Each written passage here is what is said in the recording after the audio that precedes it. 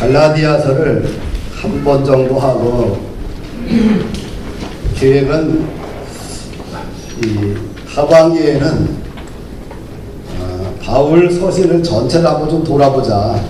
전체적인 개관을 하고 그 중에 가장 중요한 포인트만 뽑아서 말씀을 좀 전해서 전체적인 개관과 성경에 대한 이해를 좀 묶여야 되겠다, 이렇게 시작을 했는데, 갈라디아서를 한 번만 한 줄만 하고 넘어가려고 마음 먹다가 자꾸 길어져 가지고 참 안타깝습니다. 그냥 넘기자니 이게 넘어가지가 않아요. 그래서 지금 이제 5주째 하고 있는데요. 어떻게든 다음 주까지 어떻게든 마무리 좀 하려고 지금 몸부림치고 있습니다. 갈라디아서는 그냥 간단해요. 우리가 의인되는 것이 믿음이냐, 아니면 율법을 지켜야 되느냐. 근데 우리가 의인되고 하나님의 자녀가 되는 것은 우리 어떤 하나님을 향한 고결한 행동과 선행을 통해 되는 것이 아니라 오직 예수 그리스도만 믿으면 된다. 그것을 가르치기 위해서 갈라디아서를 쓰게 된 거죠. 그리고 바울이 썼던 모든 서신은 항상 이론과 실천으로 되어 있어요. 그래서 전반부는 이론이고 후반부는 실천에 관한 이야기들이죠. 그래서 갈라디아서도 사실은 5장까지는 이론편이고 6장부터는 실천편입니다.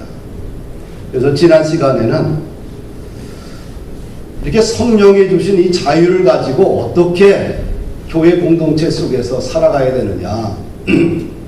그래서 지난 시간에는 죄 지은 사람들이 분명히 공동체에 있는데 이 사람들을 비난하고 비평하고 정죄할 것이냐, 그들을 어떻게 바라봐야 되느냐, 이 문제에 대해서 바울 사도는 온유한 심령으로 그를 따뜻하고 또 부드럽게 그들을 바라보고 그들이 잘못된 점을 바로 잡아 주어야 된다. 할렐루야. 정죄하고 그 다음에 눈총을 줘서는 사람이 바뀌지가 않는 거예요. 우리 공동체라는 것은, 교회 공동체는 다양한 사람들이 다양한 개성을 가지고 모여 있기 때문에 자기의 눈높이에 맞지 않는 사람들이 대부분입니다. 근데 이런 사람들을 어떻게 바라봐야 되느냐? 온유한 마음으로. 할렐루야. 온유한 마음으로. 이게 답이에요. 온유한 마음으로 따뜻하게 보살피고 바로 잡아주면 같이 공동체가 되지 않겠느냐. 그러면서 간혹 공동체 속에 문제를 일으키는 사람을 보면서 지적만 하지 말고 나도 저럴 수 있다. 나도 저 사람보다 더 못난 모습으로 살아갈 수 있다. 보면서 되게 깨달으라는 거예요. 두려운 마음을 가지라는 거예요. 나는 떨어지지 말아야 되겠다. 유혹받지 말아야 되겠다. 시험에 빠지지 말아야 되겠다. 할렐루야. 오늘 두 번째 시간으로 이 성령의 공동체, 이 성령의 공동체는 어떻게 해야지만 더 성숙한 공동체가 될 수 있느냐? 서로 짐을 지라고 해요. 오늘 2절 말씀 보니까 너희가 짐을 서로 지라 그리하여 그리스도의 법을 성취하라. 이 성령의 공동체를, 그러니까 그리스도의 법을 성취하기 위해서는 서로 뭐라고요? 짐을 지라. 그러면 이 서로 짐을 질 때 이 기초가 중요해요. 기초가 뭐냐? 너와 나는 뭐예요? 한 몸이다. 할렐루야. 고린도전서 12장 13절에 보니까 우리가 유대인이나 헬라인이나 종이나 자유인이나 다 한 성령으로 세례를 받아 한 몸이 되었고 또 다 한 성령을 마시게 하셨느니라. 뭐라 그래요? 한 몸이라. 서로가 짐을 지기 위해서 기초가 뭐로 되어 있었냐? 너와 나는 뭐예요? 한 몸이다. 할렐루야.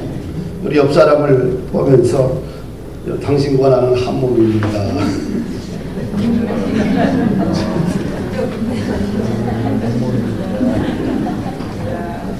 한 몸이 어떻게 돼요? 한 몸인데 옆 사람이 아파하게 되면 어떻게 돼요? 같이? 옆 사람이 힘들면 같이 힘들고, 옆 사람이 울면 같이 울어주고. 제가 기계를 어제 풀을 깎다가 이게 너무 떨리는 거예요.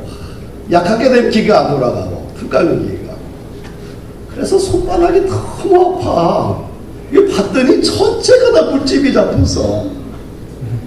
이게 내가 이제 기계를 뭔가 작동에 있어서 뭔가 문제가 일어나가지고 이 골 올렸더니 이게 뭐 얼마나 떠는지 이걸 꽉 잡고 탁 깎다 보니까 온 손이 나중에 봤더니 전체가 물집이 다 잡혀있어요. 이쪽이 물집 잡으니까 아파요. 아픈 거야. 한 몸이라는 것은 뭐냐면 한 몸 지체의식이라는 것은 너와 내가 같은 몸이라는 거지. 그래서 서로가 짐을 지기 위해서 이 공동체가 성령이 공축되기 위해서 기초는 뭐냐? 너와 내가 한 몸이다. 저 집이 어려움이 겪고 있으면 어떻게? 내 어려움으로 받아들여야 돼요. 저 친구가 힘드는데 아이고 잘 망했다 꽃이다 하면 한 몸이 아닌 거예요. 한 몸은 같이 울어주고 같이 아파하고 같이 기뻐하고 같이 감사하고. 할렐루야. 근데 이 공동체의 한 몸들이 서로 하나 되기 위해서 우리가 갈 때 성령의 공동체가 되는데 이 기초인데 이 공동체를 한 몸 되는 것을 막는 것은 사실은 이기심이에요. 그렇죠? 이기심. 어떻게 하면 내 안에 있는 이기심을 극복할 것인가?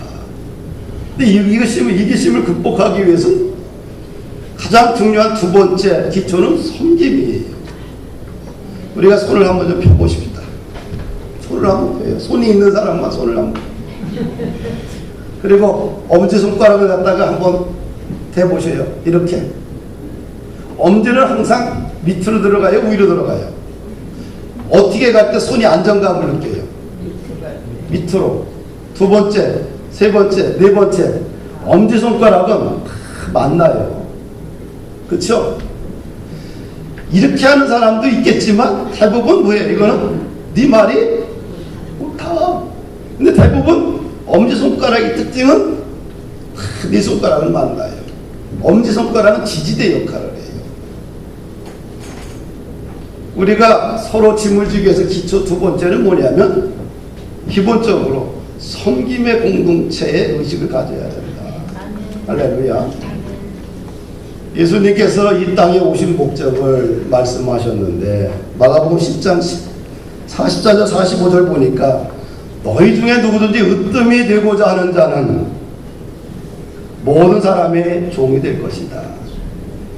인자가 온 것은 내가 온 것은 섬김을 받으려 함이 아니라 도리어 섬기려 하고 자기 목숨을 많은 사람의 대속물로 주려 함이라. 할렐루야. 결국은 뭐예요? 섬김이.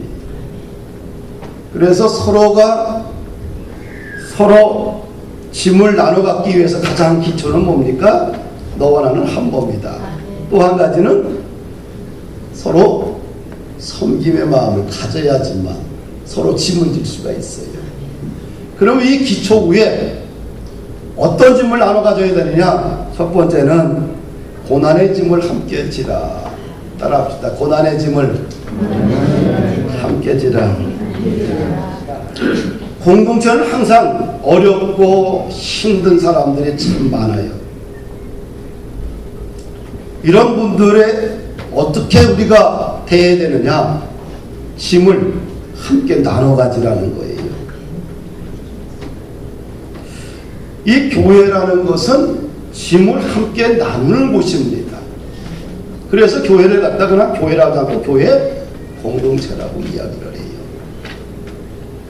가정을 얘기할 때도 가정 공동체 이야기. 왜? 서로 짐을 나눠 갖는 거기 때문에. 근데 고난의 짐을 서로 나눠 가질 때 그 안에서 그리스도의 거룩한 법이 성취되게 됩니다. 구약에 보면은 이 구약은 기본적으로 성경은 사회복지의 기본적 관점을 가지고 있어요.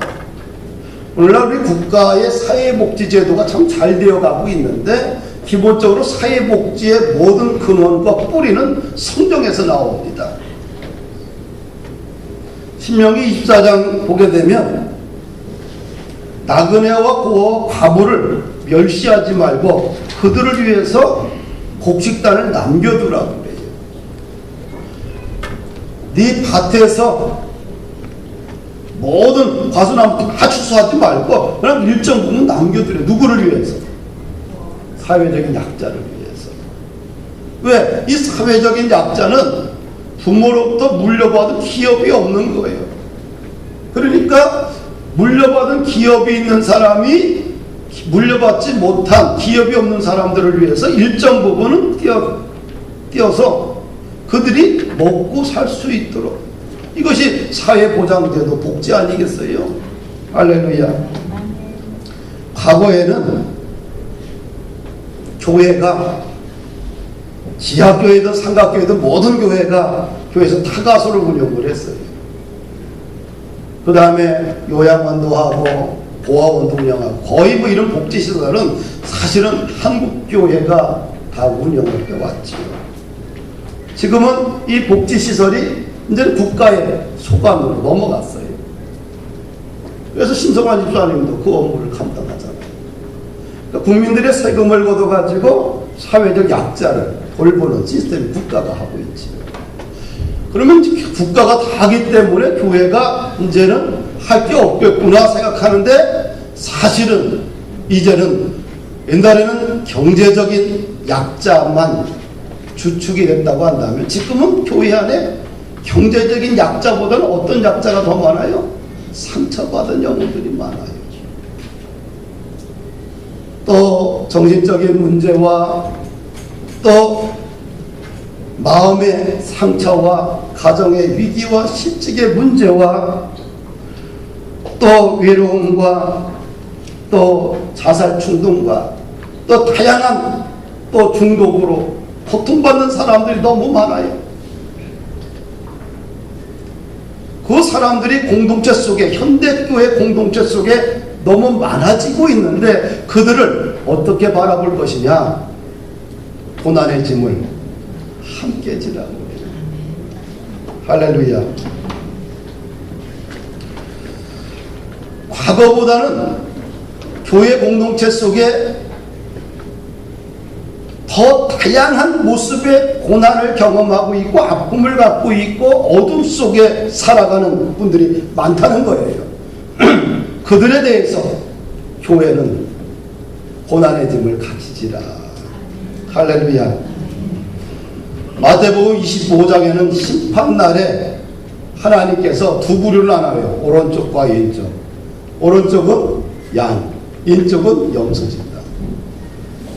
근데 오른쪽 집단에게 말합니다. 너희들은 하나님의 복을 받을 것이다. 그러면서 창세로부터 예비된 나라가 상속을 받을 것이다. 근데 이쪽에 들어간 집단을 향해서 너희들은 저주를 받는 집단들이다. 마귀와 사자들과 예비된 영원한 불 속에 들어갈 것이다.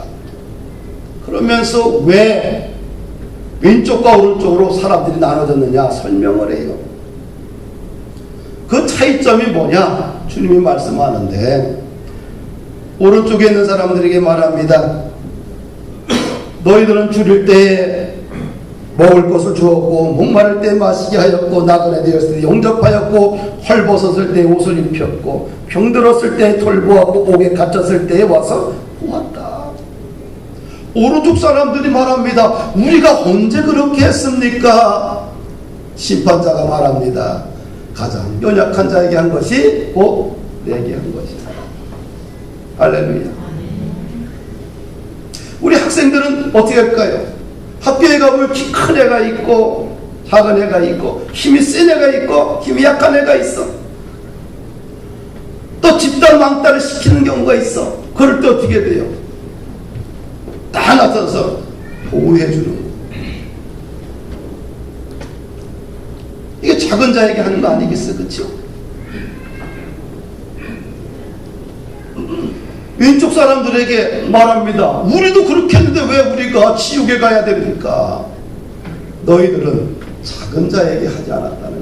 누구에게 했어요? 이 사람들은 이익이 되는 데만 한 거예요. 명예가 되는 데만 한 거예요. 할렐루야. 교회라는 것은 뭐냐? 교회 공동체는 항상 작은 자를 향해서 항상 마음의 문을 열고 고난의 짐을 함께 지고 가는 게 교회 공동체예요. 유진별 재단이 있잖아요. 비영리 민간 단체인데 대북사업을 하는 단체예요. 유진별은 선교사죠. 한국에 온 선교사예요. 1895년도에 한국에 선교사로 왔어요. 그러니까 가장 먼저 들어온 사람들이에요. 이 땅에 개신교 선교사로서 1895년도에 들어왔으니까. 근데 그 후손들이 전부 다 1대, 2대, 3대, 4대까지 한국에서 다 선교사를 하고 있어요. 그래서 유진벨 선교사의 4대 후손이 이름이 누구냐 하면은 인세반 박사인데, 인세반 박사가 선교사예요. 그 고증조 뭐랄까 4대 어르신의 선교사를 기념하기 위해서 유진별 재단을 열었어요. 그러니까 1995년도에 100주년을 기념을 해서 무슨 일을 하느냐? 그 인세빈 유진별 재단의 회장인 이분은 자기 아버지도 한국의 선교사였어. 무슨 일을 했느냐? 60년대 70년대 전라도 저기 순천 지역에 결핵 퇴치 사업을 했어요. 요양원도 만들고 결핵 환자들 재활훈련센터도 만들고 35년간 부모가 그렇게 선교사역을 했어요. 본인도 결핵이 2번이나 걸렸어요.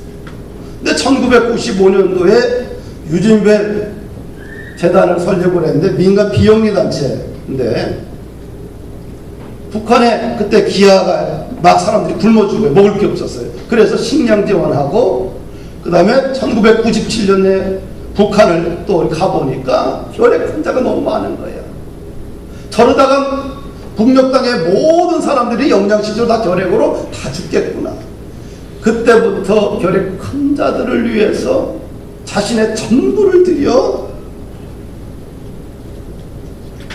지금까지 북한의 결핵 사업을 진행하고 있는 거예요. 이 사람으로 인하여서 북한의 결핵 환자들이 죽어가고 있는데 살아가고 있는 거예요. 할렐루야. 남북간에 경색이 돼도 핵이 왔다 갔다 하면서 모든 것이 올스톱이 돼도 연평해전이 터져나도 천안함 사건이 일어나도 그는 굴하지 않고 지금까지 해오고 있어요. 통일보다 더 중요한 것은 지금 북녘 땅에 먹을 게 없어 죽어가는 사람과 결핵으로 죽어가는 사람들을 치료해야 된다. 그래야 나중에 통일돼도 문제가 없지 않느냐. 교회란 뭐냐? 고난의 짐을 함께 나눠 갖는 거예요. 아멘. 우리가 초대교회의 특징을 이야기합니다. 초대교회 갑자기 3,000명, 5,000명씩 막 들어오니까 10,000명 이상의 교회가 되잖아요. 근데 대부분 그 당시만 해도 예수를 믿는 사람들이 거의 사회적인 지도층이 아니라 거의 마이너리티였어요. 그러니까 사회적인 약자가 많이 들어올 거 아니에요. 사회적인 약자가 많다 보니까 어떻게 돼요? 너무 가난하고 경제적으로 어려운 분들이 너무 많아요. 이것이 초대교회의 가장 큰 문제잖아요. 그럼 어떻게 할 것이냐? 저 어려운 과부들, 고아들, 나그네들을 어떻게 할 거냐? 예루살렘 교회가 고민합니다. 그러면서 그들이 서로 물건을 통용하고 자기의 재산을 내려놓고 나눠주는 공동체가 되었어요.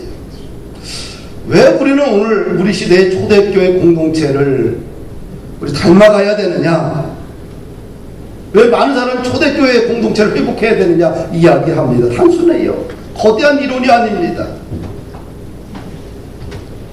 성령님께서 주시는 이 자유를 가지고 공동체 속에 있는 고난을 당하고 있는 사람들의 짐을 서로 나눠 가질 때 이것이 교회라는 거예요. 마찬가지 가정도 똑같아요. 가정도 누군가 고난을 당하는 사람이 있으면 그 사람을 위해서 함께 한마음으로 서로 짐을 져주는 것, 그리고 그 사람이 일어나 걸을 수 있도록 도와주는 것, 그래야 가정이 회복되고 가정이 가정답지 않겠어요? 잘난 사람만 대접받고 못난 사람 대접 못 받는 가정이라고 한다면 그 가정이 무슨 의미가 있겠어요? 두 번째로 짐을 서로 져야 되는데 어떤 짐을 져야 되느냐? 영적 성장의 짐을 서로 져야 돼요. 아멘? 교회는 기본적으로 세상의 어떤 성장을 추구하는 것이 아니라 영적인 성장을 추구하는 것이 교회입니다. 교회는 요한일서를 보게 되면 어른도 있고 청년도 있고 아이와 같은 신앙이 있어요. 모든 교회에 들어온 사람들이 다 장년이 아니에요. 어른이 아니에요. 그럼 어떻게 돼요? 함께 어린아이와 청년이 성인으로 어른으로 성장할 수 있도록, 영적으로 성장할 수 있도록 돕는 것이 교회입니다. 영적으로 성장하기 위해서 서로 함께 짐을 져야 된다는 거지요. 에베소서 2장 20절에 보면 바울이 에베소 교회 성도들을 향해서 이런 얘기를 해요. 너희는 사도들과 선지자들의 터 위에 세우심을 입은 자라 그리스도 예수께서 친히 모퉁이 돌이 되셨느니라. 그의 건물 안에서 건물마다 서로 연결하여 주 안에서 성전이 되어가고 너희도 성령 안에서 하나님이 거하신 초수가 되기 위하여 그리스도 예수 안에서 함께 지어져 가느니라. 이 말은 뭡니까? 예수님이 교회론이에요. 교회론. 에베소서는 교회가 뭐냐? 교회론을 가르치는 것이 바울의 이 서신의 목적이에요. 교회란 뭐냐? 모퉁이들이 누구예요? 예수님. 예수님 위에 모든 건물들이 세워져서 서로 연결되어져 가는 거예요. 예수 그리스도 안에서 함께 지어져 가는 거예요. 그래서 건물을 완성시키는 겁니다. 할렐루야. 혼자 그냥 우두커니 기둥만 혼자 서 있어도 이걸 건물이라고 하지 않아요. 그런 기둥들이 서로 연결하고 연결되어서 완성시켜가는 것이 교회입니다. 사랑하는 여러분들, 그래서 이 교회가 영적으로 이렇게 성장해 가서 그리스도의 장성한 분량으로 모든 성도들이 성장해 가는 것, 그걸 위해서 서로 짐을 져야 되는 거예요.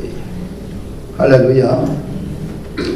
예루살렘 교회가 놀랍게 영적으로 성장할 수 있는 비결이 있었습니다.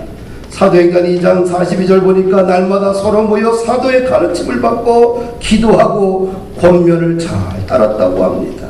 그럴 때 영적으로 성장한 것을 봅니다. 모든 성도들은 자라야 해요. 자라야 합니다. 자라는 것은 하나님의 뜻이에요. 성장은 하나님의 뜻이다. 생육하고 번성하고 땅에 충만하라. 성장하라. 성장은 뭐예요? 하나님의 뜻이에요. 그래서 항상 현재의 자리에서 하나님의 자리로 옮겨갈 수 있도록 도와줘야 돼. 모든 사람들이 항상 쫙 해서 올라가서 그리스도 장성한 분량까지 끊임없이 쉬지 않고 성장하는 사람이 어디 있어요? 신앙도 롤러코스터고 인생도 롤러코스터에 올라갔다 내려갔다 올라갔다 내려갔다. 그럴 때 내려갈 때 어떻게 돼요? 누군가 잡아줘야 돼요. 현재의 자리에서, 현재의 갈등의 자리에서, 현재의 그 자리에서, 세속적인 자리에서 하나님의 자리로 그의 인생이 점프할 수 있도록 누군가 사다리 역할을 해줘야 되는 것. 이것이 서로 짐을 져주는 거예요. 할렐루야.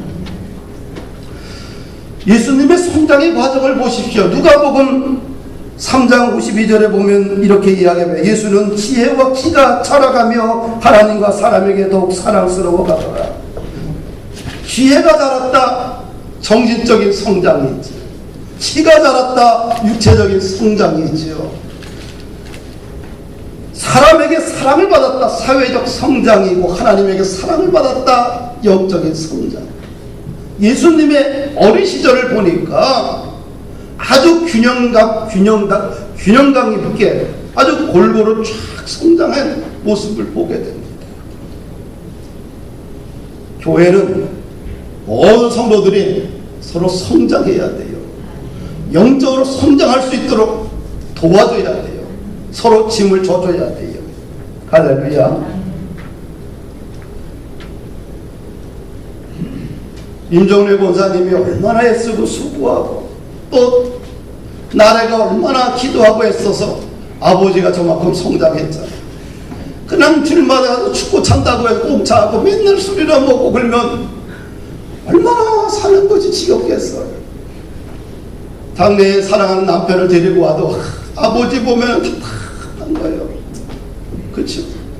근데 뛰어넘었잖아요. 모든 사람들은 다 어린아이와 같은데 이것이 청년으로 성장하고 장년으로 성장할 수 있도록 성숙한 성도가 옆에서 도와줘야 돼요. 서로 짐을 져주는 거예요. 영적 성장에는 지름길이 없어요. 도와줘야 됩니다. 할렐루야.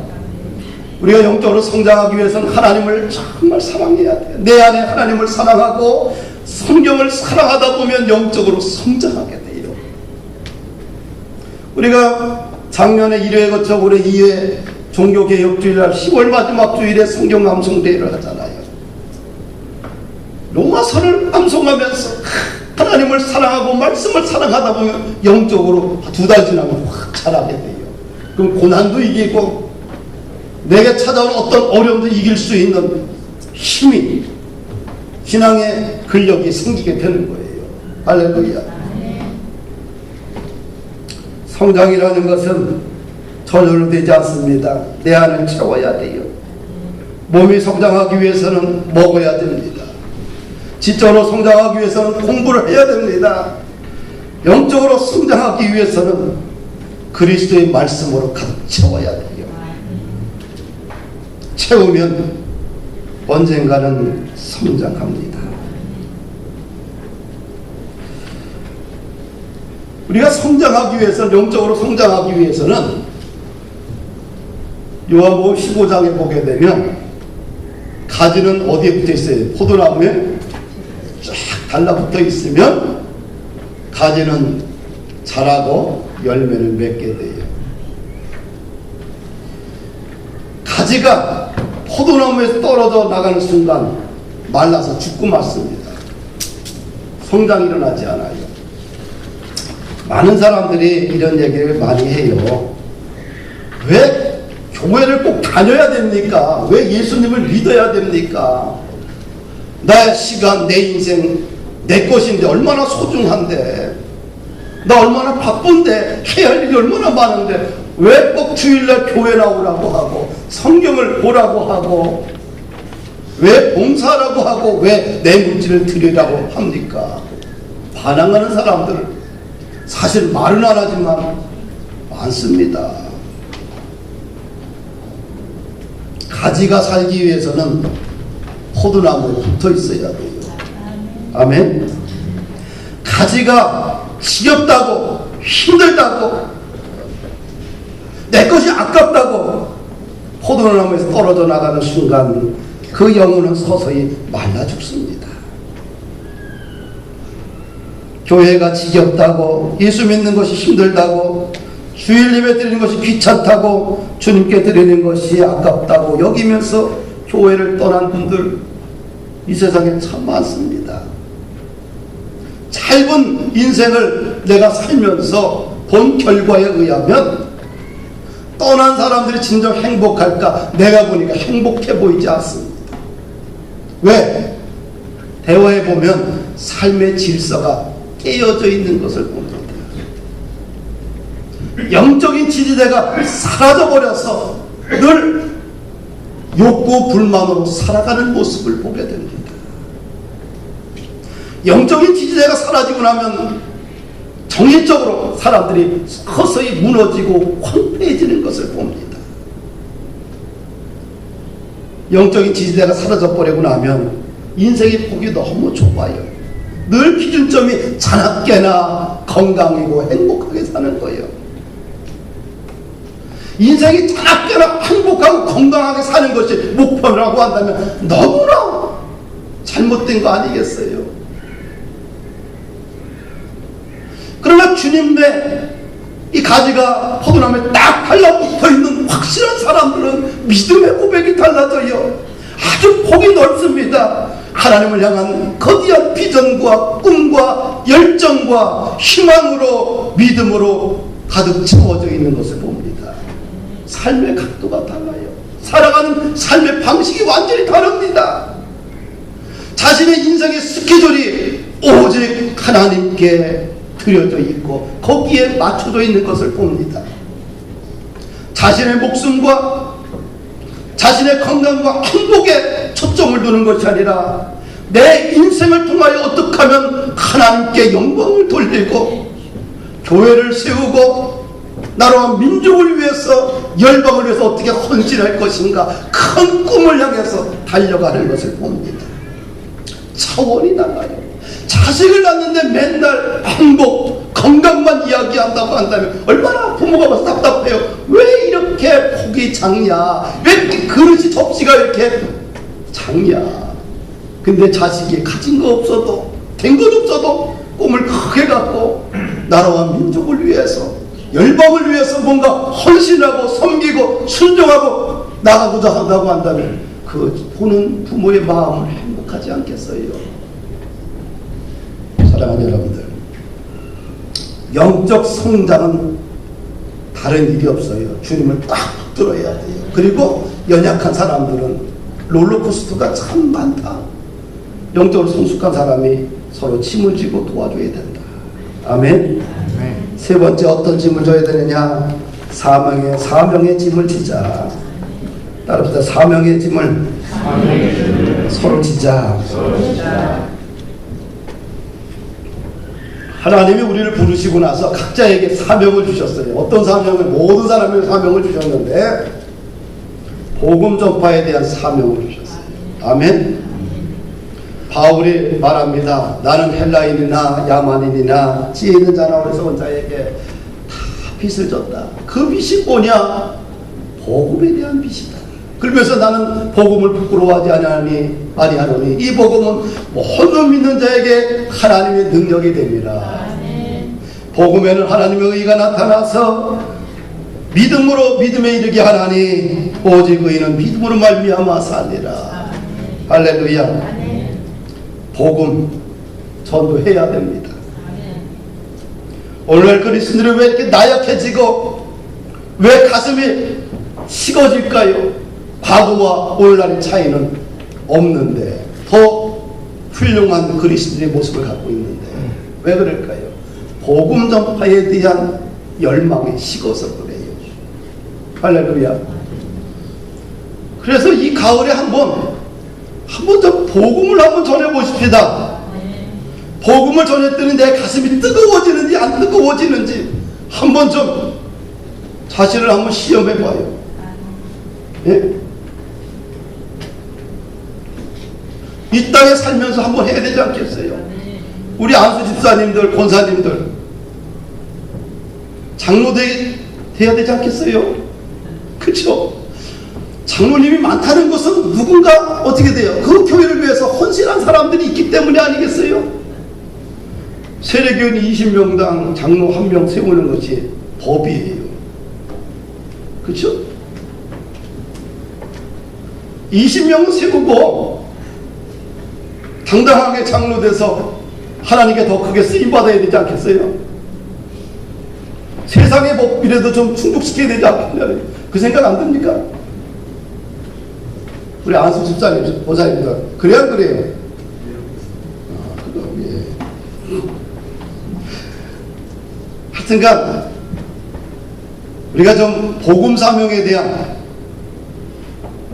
서로 짐을 좀 지자.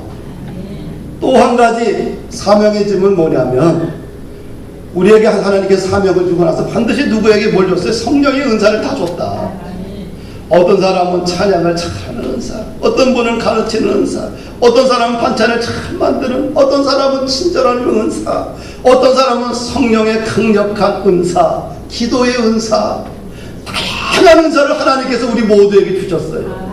하나님께서 우리에게 주신 성령의 은사를 그냥 쓰지 않으면 녹슬어 버려요. 낫을 사다 놓고 집에다 그냥 놔둬 보십시오. 조금 지나면 어떻게 돼요? 녹슬어 버리는 거예요. 쓰고 갈고 닦고 숫돌에다가 갈면 어떻게 돼요? 날이 살아.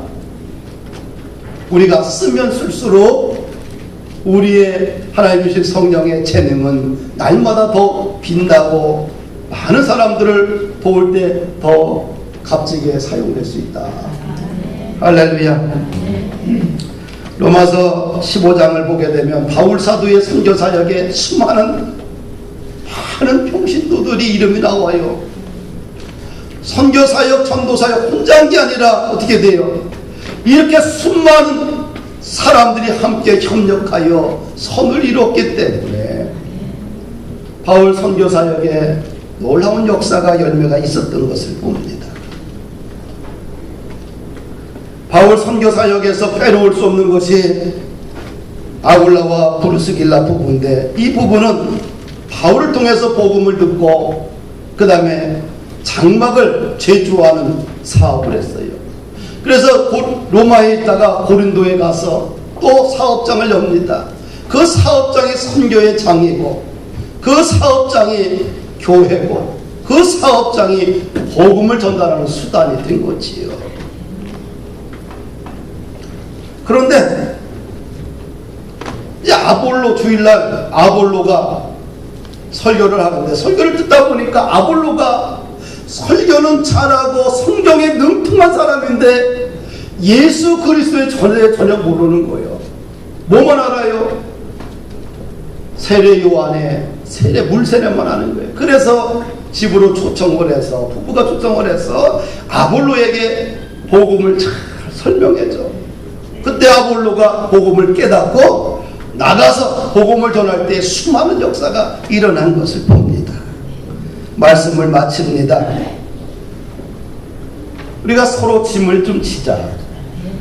그럴 때 교회는, 공동체는 성령의 공동체로 하나님의 나라와 영광을 쓰임받을 수 있는 성숙한 공동체가 되지 않겠느냐. 할렐루야. 서로 짐을 지고 서로 도와주는 공동체, 이것이 진짜 교회의 모습이라는 생각이 듭니다.